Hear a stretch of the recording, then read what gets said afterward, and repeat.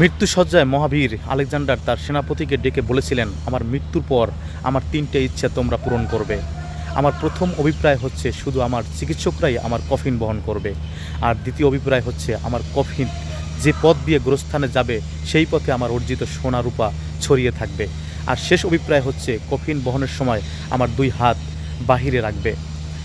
তার সেনাপতি তখন তাকে এই বিচিত্র অভিপ্রায় কেন করছেন প্রশ্ন করলেন।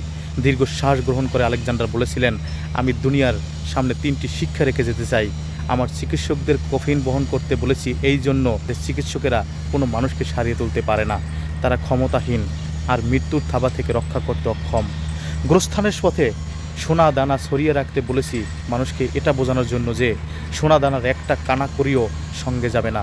এগুলো পাওয়ার জন্য সারাটা জীবন ব্যয় করেছি, কিন্তু নিজের সঙ্গে কিছুই নিয়ে যেতে পারছি না। মানুষ বুঝুক এসবের পেছনে ছোটা শুধু সময়ের অপচয়। কফিনের বাহিরে হাত ছড়িয়ে রাখতে বলেছি মানুষকে এটা জানাতে খালি হাতেই পৃথিবী থেকে চলে যেতে হবে।